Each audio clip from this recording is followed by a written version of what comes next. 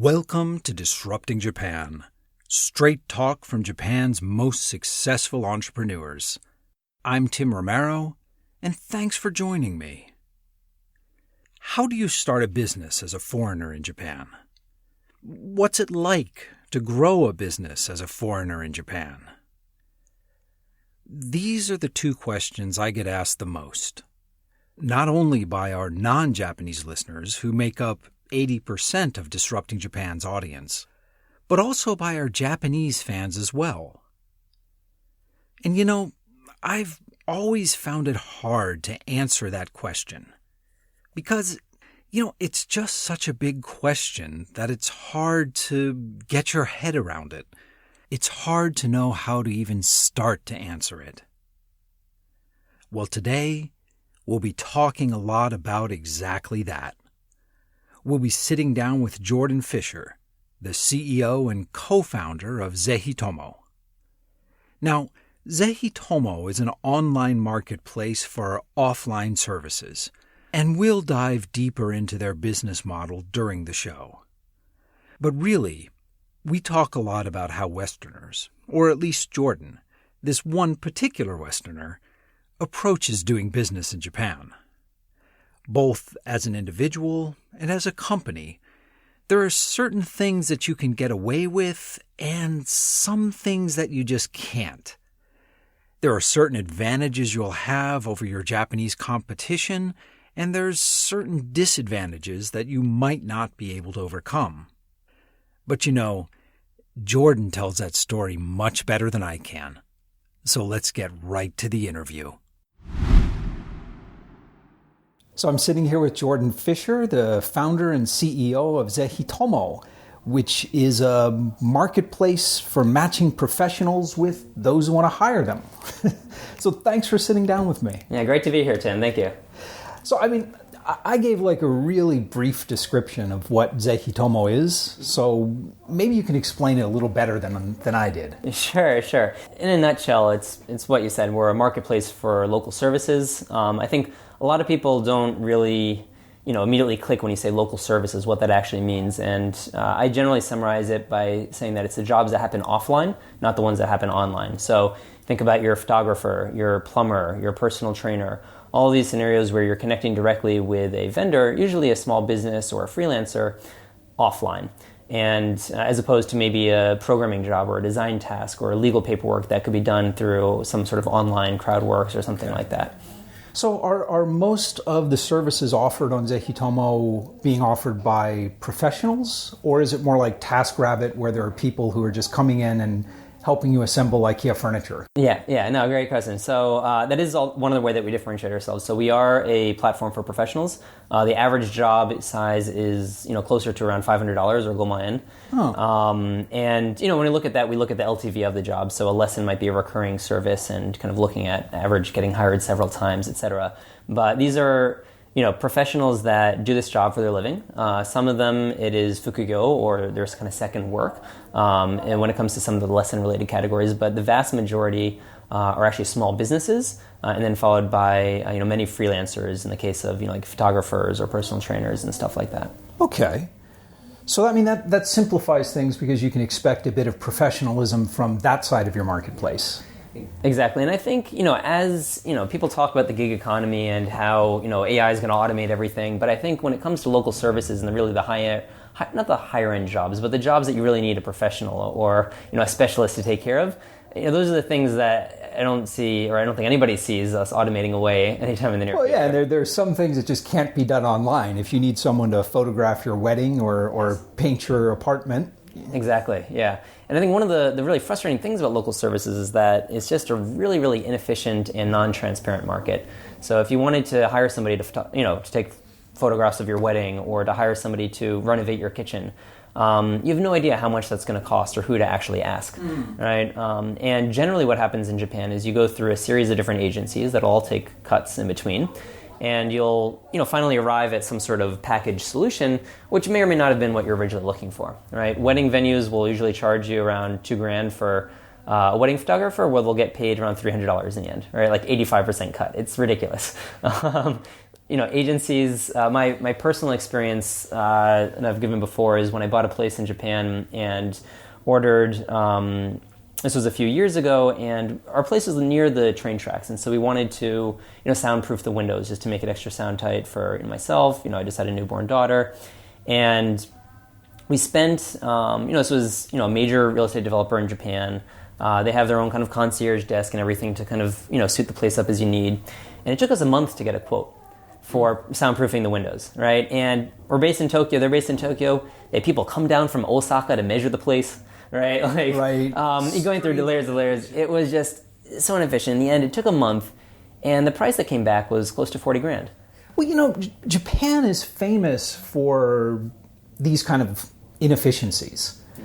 Hasn't the internet done a lot to change that? I mean, aren't there specialty like wedding photography sites and specialty kitchen renovation sites that are supposed to have cut through that nonsense? You would have thought so. So I think in Japan, everybody loves what's called tesuryo, or like margin. And that's why the recruiting business is still very much a margin business here. Anybody that can continue to take that will generally try to continue to take that. The bottom line is it doesn't actually add any value to either side, right? If the problem you're trying to solve is how do I pay, make a payment, and then you take, margin off the top of that makes sense, right? You're facilitating a need. But in the case of local services, you don't actually add any value to the requester or to the professional by taking a cut in between. Well, so is it like all of these like niche vertical marketplaces online, is it a case that these marketplaces are also playing the same game and trying to get a high margin, a high commission, or just people aren't taking to those sites? I think there's no good solution out there right now. And what you have, if you look at the evolution of maybe local services, you could say in Japan there's something called Town Page, which is very similar to the Yellow Pages overseas. And then you would have maybe the Town Page online, right? And that's where we are right now. And there's some sites that'll do maybe, a bit more matching for C2C jobs or have, a list of trainers. But at the end of the day, you still have a list. You're still going through the list. You're filtering the list. You're calling up the list one by one. You're trying to become an expert in whatever it is that you need. In my case, I had to become an expert in trying to understand how soundproofing glass. So it got more convenient in that I don't have to look through a book. I can look online. But one of the real challenges is that you have very custom requirements. But when it comes to ordering a service, you need a custom set of requirements, and you don't know what those are unless you're actually a subject matter expert. And so when I hire a photographer for an event, I might not know that I would need to tell them if it's indoor or outdoor because the lighting would change based on that. What we try to do is we try to make it as simple as possible to actually answer those questions so that vendors have all the information they need. Well, tell me about your customers. So on the client side, are they mostly consumers? Are they businesses? Who's using it on that side? It is mostly consumers. We do have a number of businesses that we haven't even really started targeting yet. I think in the future there'll be more of that. But right now it's really people that are searching for what they need. And usually that's consumers, but businesses search for, when they need something done as well time to time. We're talking a lot about photography as an example. Is that the most popular? What are the most popular services on Zehitomo? Sure. So I'd say photography is one of them, but actually one of the most popular areas is lessons. So personal trainers, piano teachers, yoga instructors, things like these are surprisingly popular.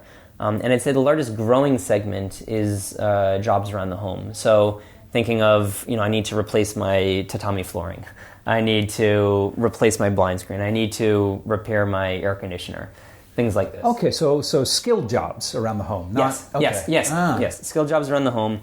And the other one that's pretty popular is like pet sitting and things like this. So it is pretty diverse, actually. We don't have like the top 3 is 50% or anything like that.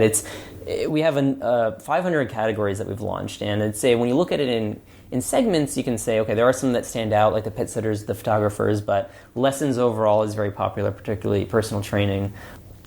Well, actually, before we dive into the details of the business model, I want to back up a bit and talk about how you and your partner launched this back in 2016, right? I think we only launched the service in 2016, but we formed the company and we had been talking about it and trying to work on it in stealth mode since 2015. Okay. So that's a while. Yeah. Now you and your co-founder James are both Americans. One of the things my listeners ask me about the most is what's it like starting a startup in Japan as a foreigner, which is such a ridiculously broad question that it's kind of hard to get your head around it. But being a foreigner starting a startup, what things did that make harder and what things did that maybe make easier?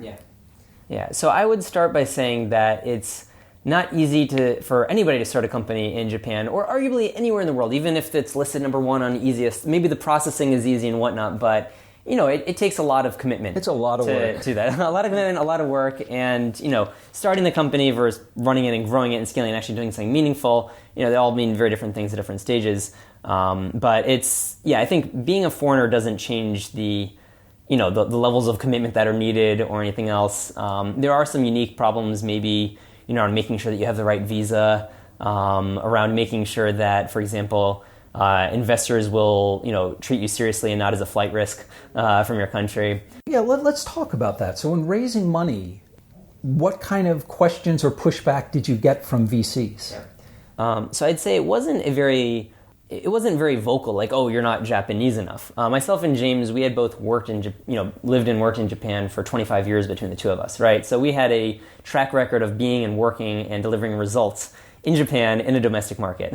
So, I think that alleviated some of the concerns, but that said, to still run a company in Japan, we realized this as well. Starting the company was one of our biggest weaknesses. We didn't have another Japanese member on our kind of senior leadership. So did you when I started my companies in the past, investors frequently asked me if I had or was planning to have a Japanese co-founder. Yeah. Did you ever get those kind of questions?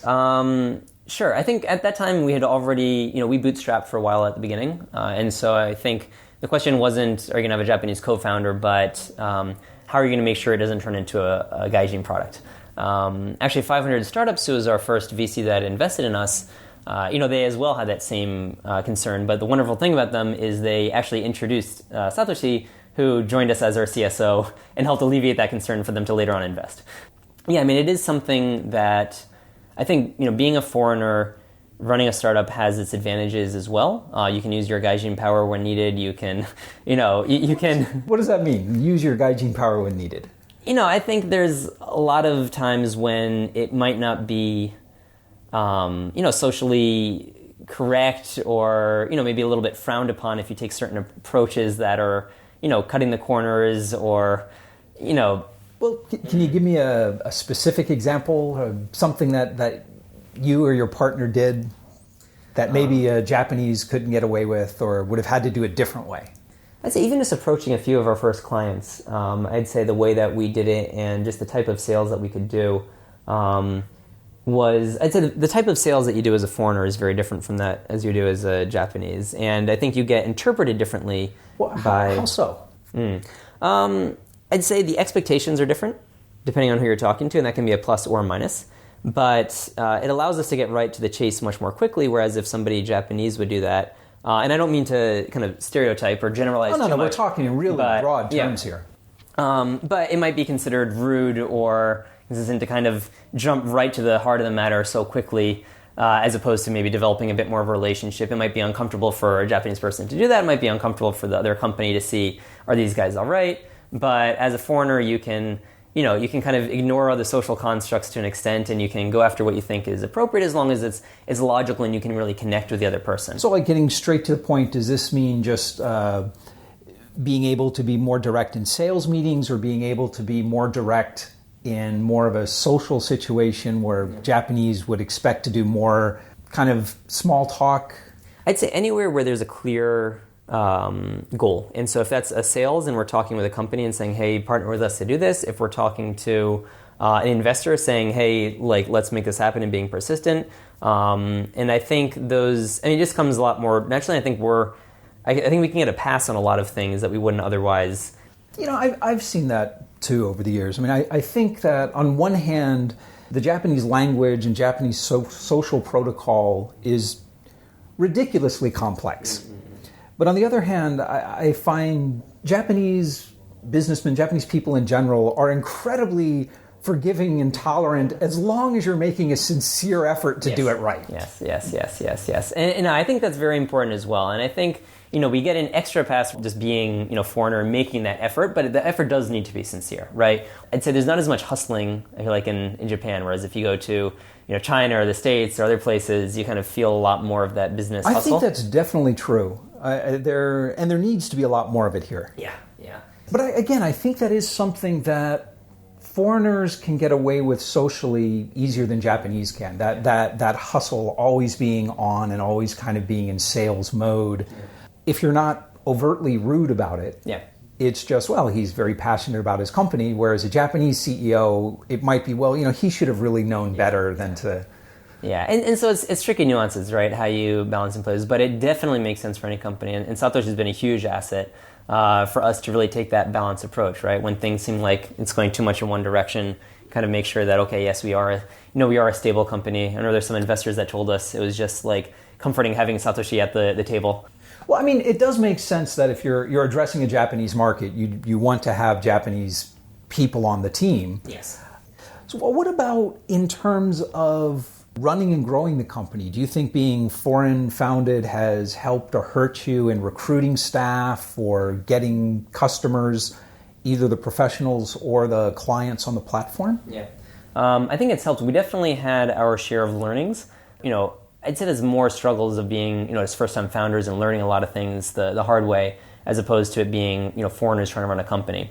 I would say that I think being foreigners running the company has allowed us to move quite fast, has allowed us to really apply a lot of the best practices and principles from Silicon Valley or other different kind of startup cultures. Like what kind of things? So I'd say it's very easy for people to talk about being data-driven, to talk about fail fast, to talk about really discussing and kind of, arguing with one another. But if you don't have a culture that supports that from the top and actually does that, it's very different, I think, when you have, maybe Japanese leadership that's not used to that for their entire career versus people that come from, and maybe not even being foreigners, but just come from a bit more of an international or foreign background. Almost all the Japanese startups are saying the same thing. Fail fast, fail forward is a phrase I detest with a burning passion, but we'll get into that on some other time. Yeah. But do you feel that being a foreign-led startup gives you more credibility to make those claims, that the staff, that potential employees will see this as like these guys are much more likely to walk the talk? Yeah. I would say, spend some time with our team, spend time with a dozen other random Japanese companies that say something similar, and you'll probably feel a lot of differences, right? It's possible there's some Japanese companies that execute this very well, but, from many of the companies that I've seen and that I've talked to and, people that as we're recruiting and hiring and talk to many people as well, I think there's often a big gap between the values that a company puts out and what they actually follow internally. And that's not specific to Japan.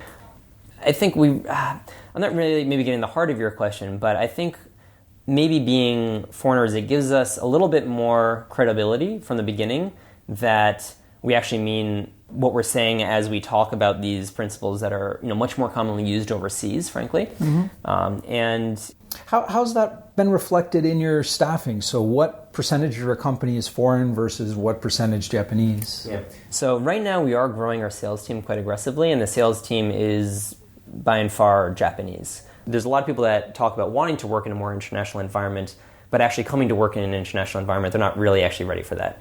So I can see that happening, but what are their misconceptions? What surprises them? I think it's not so much as what they're surprised about, it's just being stricken by the reality of it. So say you work in a very domestic company and you're like, I want to go work in an international company because it's going to be great, I'm going to be free, I can do all these things, I'm not going to have the ceiling over my head, and then you go actually work in one. And you're thrown into the middle of the ocean.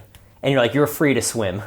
All of maybe the juniors that you would have had. So can you give me an example of someone who came in with those expectations? Yeah. And what was the reality and why did they leave and how did they leave? So we've had people, for example, at Zehitomo, what we do is we have everybody do a trial for at least 1 month first before converting somebody to full-time. And when we go full-time, we're very Western about it. We give them equity. We give them, we want everybody to feel like owners of the company. But because it's not always a perfect fit for everybody in terms of culture. We can talk about it, but the best way is to actually try working together.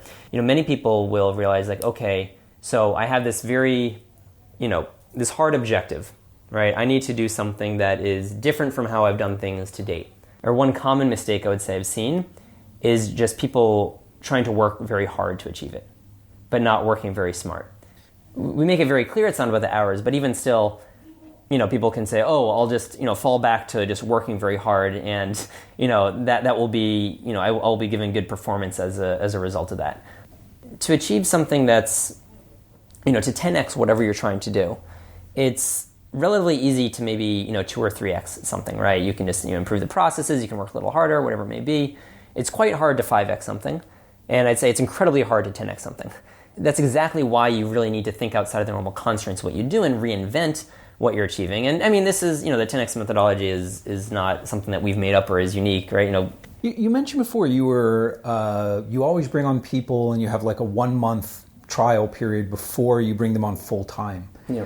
That makes sense when you're recruiting from a pool of like freelancers. Yep. Or someone that can like work part-time in the evenings, but doesn't that limit your ability to recruit from someone who's got a full-time sales job, for example? Yeah. I'd say there's, as a startup, one thing that's great is we can be very, very flexible, right? So we've had people maybe just take a couple-week holiday and try working this for a couple weeks and saying, okay, it seems like it'll work out, right? We've had people that will, on the development, maybe start with some projects on the nights and weekends and, make sure that we can work well together and stuff. Obviously, if it's sales needs during the day.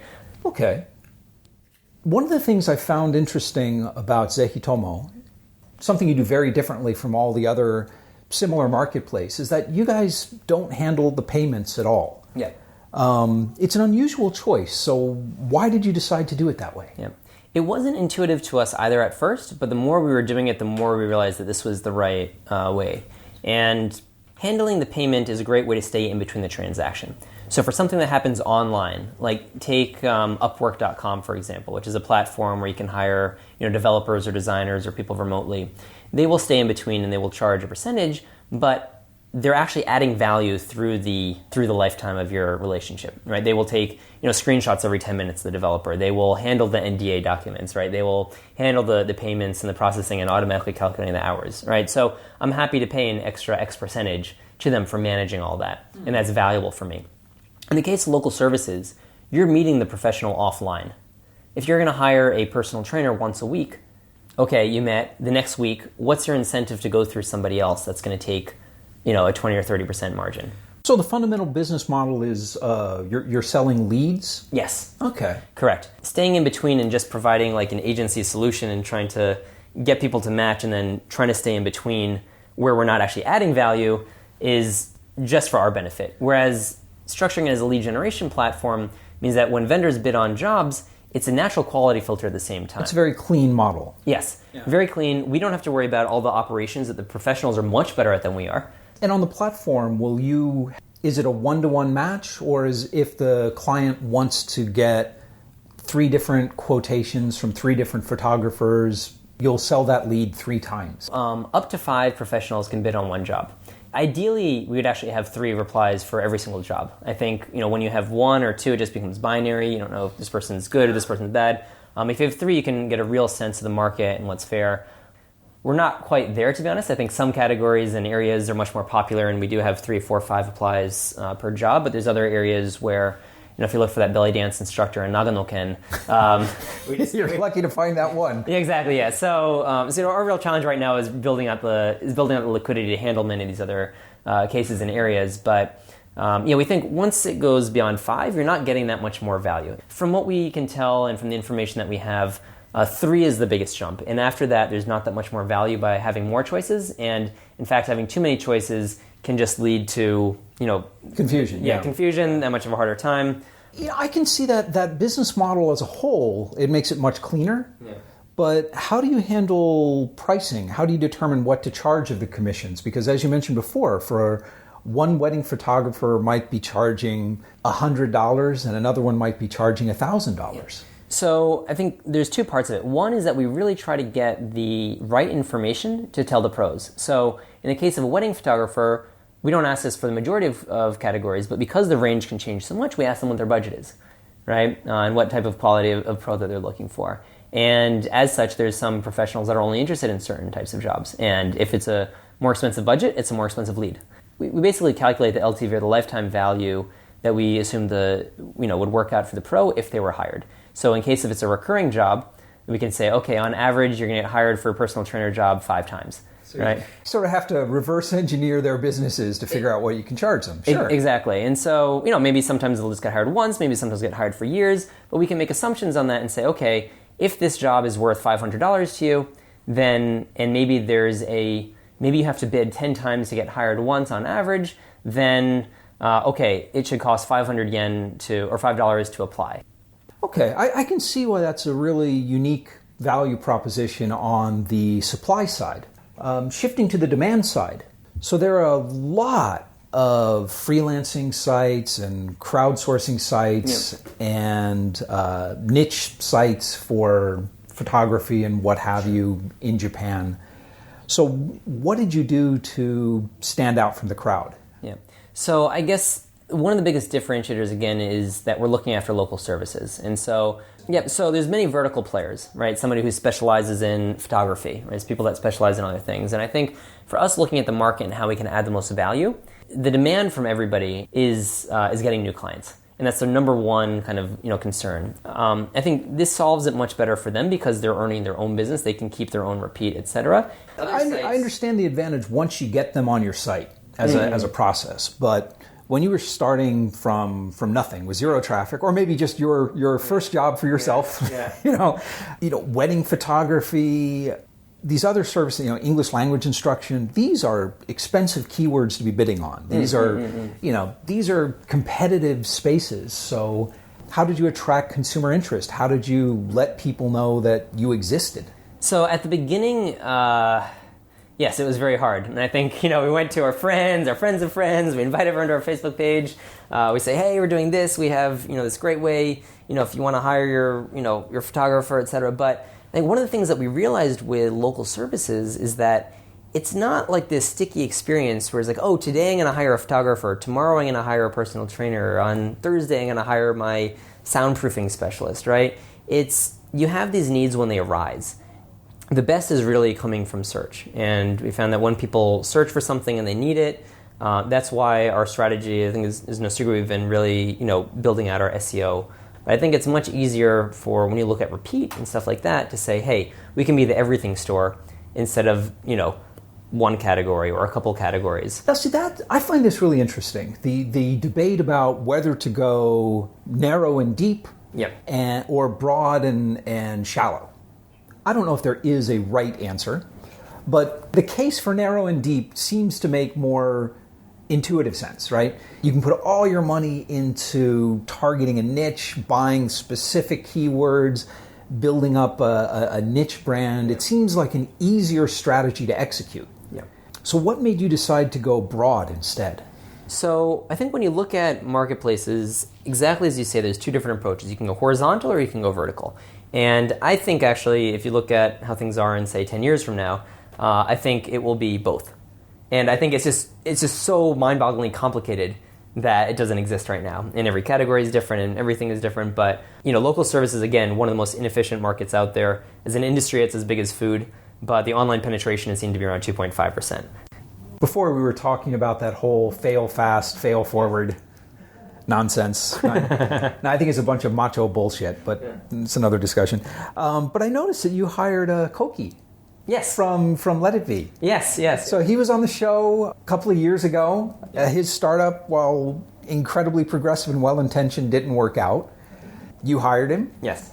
And I'm curious, do you think that Japanese startup founders have embraced the concept of learning through failure as much as the foreign founders, or at least you and your co-founder have? So Koki is amazing, right? I think he's been through it. He's experienced that. He did really smart guy. Yeah, and I think he's definitely the exception, not the norm in Japan still. You learn as much as the energy you put into something, right? And so I think when you start up a company, you're really putting in all your energy generally. Oh yeah, I mean, there's no doubt that even running an unsuccessful startup is an intense education. Yes. Yes. You come out of that with skills. Yes. But do you feel that the Japanese startup founders that you speak to a lot are that they recognize that they appreciate the skills of even another startup founder who has failed? Anybody who makes it to that status of startup founder, I think, realizes and appreciates and recognizes that. Okay, Jordan, listen, before we wrap up, I want to ask you what I call my magic wand question. If I gave you a magic wand and I told you that you could change one thing about Japan, anything at all, any aspect of the society, the legal system, the way people think in their heart of hearts, anything at all, what would you change? If I could do anything in Japan, I would want everybody in Japan to feel like they have that magic wand and they can actually inflict some sort of change. You know, it's one of the more fundamental kind of issues still deep rooted in society is being, afraid to take some of the risks, afraid to jump off and be that, freelancer or start your own business or whatever it may be. Some things we can wait for other people to influence change in the government. Sometimes we can, wait for other companies to solve our needs. But for everybody to feel like they have the power to influence change. That's an interesting way of putting it. So I've had a lot of people talk about, fear of failure, a risk aversion, but not quite the way you did. So do you feel like there's sort of like a fatalism where people just feel like, oh, I shouldn't try because my efforts won't matter? So I'd say in Japan, well, at least compared to the States, I'd say people are less optimistic on many things. In the States, regardless of what's happening, in the news and politics and everything else, you still have kids that say, I want to grow up and, be president, or I want to grow up and be number one on this team, and we're going to, our sports team's expectations are, of course, that we're number one at everything. We are ridiculously optimistic people. Yes. Whereas in Japan, people are like, oh yeah, we got third, right? Like, this is like a big celebration, right? Or, and yes, if you look at the track record, maybe that's something big, but I think, people do, celebrate a lot of small wins. The expectations are different from how they are, overseas, but a lot of places people have, I don't want to say given up, but it kind of seems that way, right? Like, who's the last kid that you've spoken to that says, I want to grow up and be prime minister? I want to grow up and change Japan, right? I think you're right. Yeah, I think a lot of Japanese are far too reasonable and pragmatic for their own good. Yeah, so I think, it comes down to being hungry or having that hustle or really thinking that you can invoke that change. But I think, when you ask this magic wand question to myself or other entrepreneurs, we can think about that because we think that we can influence change, and we think that we have an idea of what we do want to change. And I think just everybody having a bit more of that mindset would be really, really healthy. Do you think it's changing? I mean, we certainly see a lot more startups, but what you're talking about is much broader than that. I think there is a correlation between the mindset and the rise of startup. But yeah, I mean, when I talk to college students now versus 10 years ago, it's very different in terms of their mindsets, in terms of where they want to go to work, what they want to do with their lives. It's sooner or later, I think it's only going to get there more and more. Freelancing is going to become more and more prevalent. People are going to have more and more options in their careers. People have more and more options in what they want to do. And I hope for Japan's sake as well. I mean, there's so many incredibly talented people here, and not everybody is really living out their full potential. Yeah. Well, I think you're right. There is something kind of in the air. A year and a half ago, I turned down a job in San Francisco because I think the next 10 years are going to be far more interesting in Japan than they are in San Francisco. Yeah. Now, the last 10 years were far more interesting in San Francisco, without a doubt. But it's a very unique time, and because it is still hard and there are still these challenges, that's why you're starting to see some of the people, more and more people get involved. But I mean that takes time, and by the time that it's very easy and it's obvious, everybody's already doing it. Well, excellent. And listen, Jordan, thanks for sitting down with me. I really appreciate it. Yeah, likewise. Thank you very much, Tim. And we're back. If you ask 3 different Western startup founders what it's like to run a startup in Japan, you'll get 3 very different answers. I've been seeing the gap between Western and Japanese startup founders rapidly closing over the past few years. But Jordan, who's on the ground rapidly growing his startup, sees it as very much alive, sees this gap as very much a real thing. And that one of Zehitomo's primary advantages in the Japanese market is the ability to understand and execute Western startup strategies better than their Japanese competition. Many foreign companies enter the Japanese market with proprietary technology or a strong brand, but in a sense, this is using business process as an advantage. Zehitomo's approach to selling leads rather than taking a commission is a very interesting one, and it's one that's quite uncommon in online marketplaces. But it makes a lot of sense when the marketplace is not selling a product that will be used again and again. Rather than spending resources building out the perfect workflow for kitchen remodeling or wedding photography, Zehitomo can focus on building a brand and attracting more customers. That said, their choice to go broad and sell everything, rather than to go narrow and focus on one market, is a risky one. Building a brand around something like plumbing or home renovation will always be easier than building a brand around something as abstract as local services.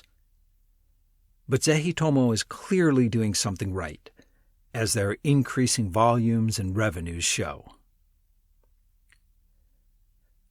One thing I do want to clarify, however, is that the online marketplace business is a lot richer than what was implied during our interview. Japan has moved past the era of town pages and yellow pages directories a long time ago. And there are online marketplaces in almost every conceivable vertical and a lot of horizontal marketplaces as well. Of course, cost and quality vary. And there is always room for a new startup to come along and do things better. Oh, and by the way, if you're interested in how to do business in Japan as a foreigner, I've got some great news for you. Disrupting Japan's big 4th anniversary party and live podcast will be happening on September 13th at Super Deluxe in Roppongi. We'll have Paul Chapman, the CEO of MoneyTree, Jason Winder, the CEO of Make Leaps, and Casey Wall, CEO of Wall & Case, talking about how to start and grow a business as a foreigner in Japan. These are 3 successful foreign entrepreneurs who took 3 very different paths to growing their company here. So I guarantee you it's going to be a great discussion. And of course, a great deal of wine, beer, and conversation will flow after that discussion. You really want to be there. So check out disruptingjapan.com or our LinkedIn and Facebook groups for more information. I hope to see you there. But most of all, thanks for listening. And thank you for letting people interested in Japanese startups know about the show. I'm Tim Romero, and thanks for listening to Disrupting Japan.